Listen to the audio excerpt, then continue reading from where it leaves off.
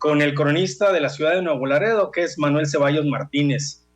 Bienvenido, Manuel, por esta oportunidad de contar contigo y que nos platiques también, a ver, la revolución en Nuevo Laredo, su paso de la revolución en Nuevo Laredo, que sabemos que también estuvo difícil, y los incendios y todo lo que pasó en nuestra ciudad, y es importante que nos lo cuentes. Un abrazo.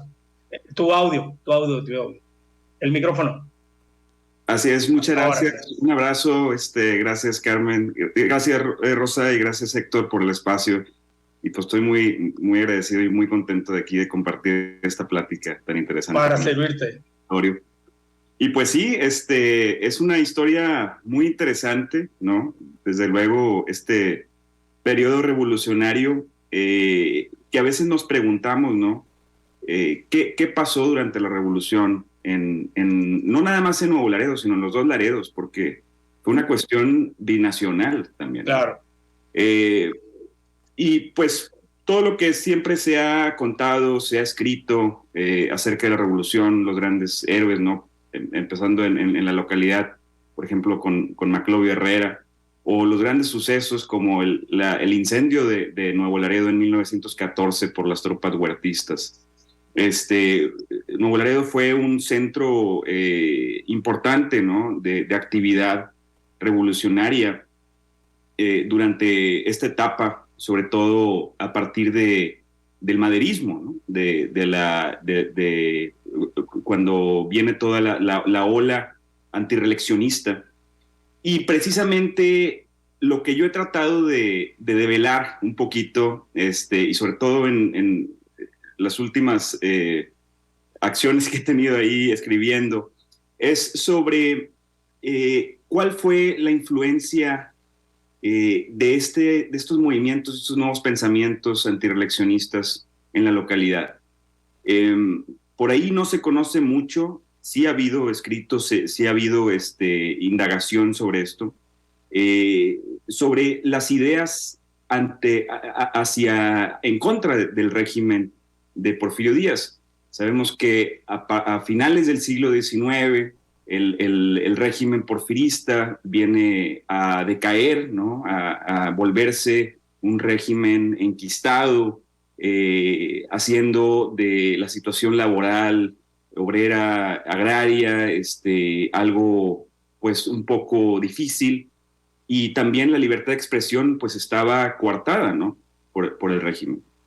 Entonces, Laredo durante finales del siglo XIX, principios del siglo XX, ve la llegada con las migraciones, el ferrocarril y la expansión demográfica, ve la llegada de nuevas ideas, de nuevos personajes, y como también espacio fronterizo, ve la gente un espacio de resguardo, ¿no?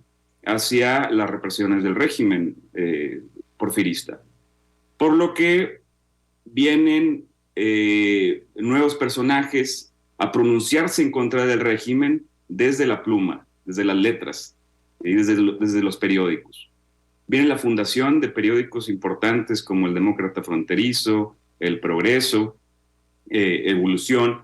Bueno, Evolución es el periódico capitalino también, ¿verdad? Pero donde muchas personas en los Estados Unidos y en la región fronteriza y en Nuevo Laredo tenían participación, ¿verdad? Sí. Se hace toda una oposición al régimen ideológica, ¿no? intelectual, porque conocemos la oposición armada, militar, pero en Nuevo Laredo atestigua esta oposición ideológica, ¿no? Apoyando estos sentimientos, estos movimientos antirreeleccionistas de Madero, o los movimientos liberales por el otro lado de Camilo Arriaga y los hermanos Enrique y Ricardo Flores Magón.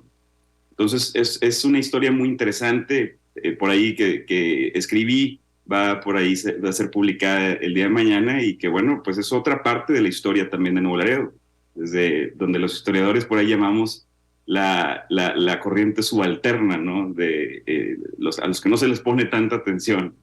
Entonces, pues es una parte muy importante por ahí.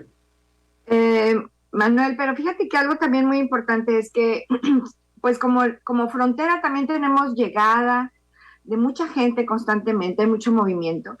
Y pues se nos olvida esta parte de estos acontecimientos históricos. En esa época de la Revolución, Nuevo Laredo realmente tenía pues, muy pocos años de haberse fundado, ¿no? Unos 60 y tantos años. Sí, pues a partir del 48. Entonces, ¿qué es lo que viene sucediendo? Como dices tú, pues había a favor y en contra del movimiento revolucionario. Pero a ver, platícanos, porque escuchamos siempre así como esos fogonazos de el polvorín, el no sé qué, los incendios. Entonces, bueno, también las historias de heroínas y de acontecimientos que se realizaron, pues gracias a la frontera para también ayudar y proteger. Y bueno, Sí, sí, sí. ¿qué más podemos comentar ahorita de esos datos importantes que por ahí siempre nos andan sonando y muchas Sí. veces no conocemos de fondo?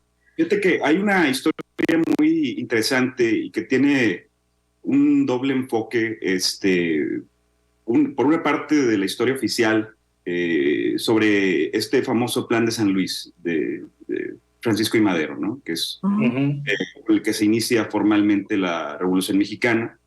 Sabemos que Francisco y Madero es encerrado en San Luis Potosí por el régimen y él redacta este plan de rebelión precisamente para iniciar pues, todo un movimiento antireeleccionista liberal.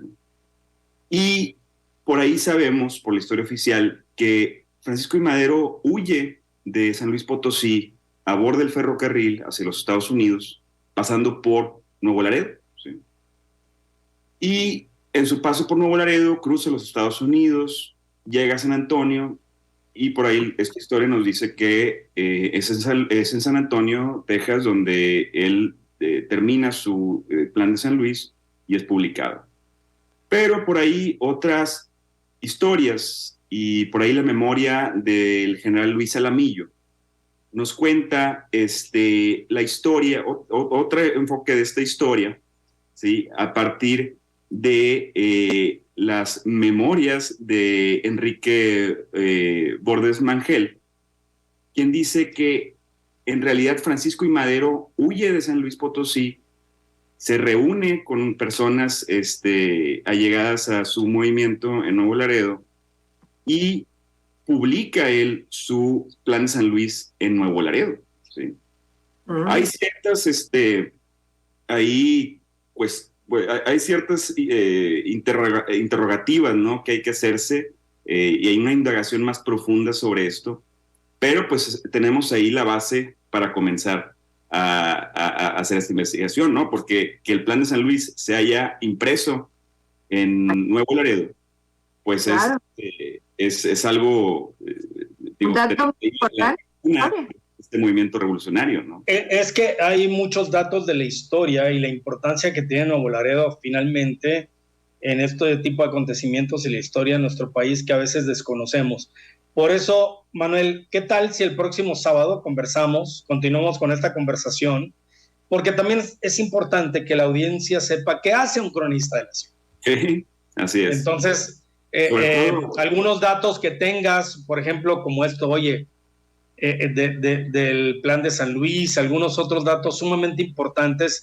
A veces pensamos, imagínate a toda la gente que ha cruzado por Nuevo Laredo, pues porque ser un paso natural, por supuesto, y que de repente ni siquiera sabemos, y que seguramente también se hospedaron y estuvieron algunos días aquí, hicieron algunas cosas. Te invitamos al próximo sábado para continuar esta conversación. Claro que sí. Muchísimas gracias, Héctor y Rosa, por el espacio. Al contrario, un abrazo. Mañana te leemos tu publicación. Claro, ¿En dónde, por cierto? ¿Dónde estará publicada? El periódico en el Mañana. Así Perfecto, por ahí lo leemos sin duda. Muchas gracias, Manuel Ceballos Martínez, por conversar con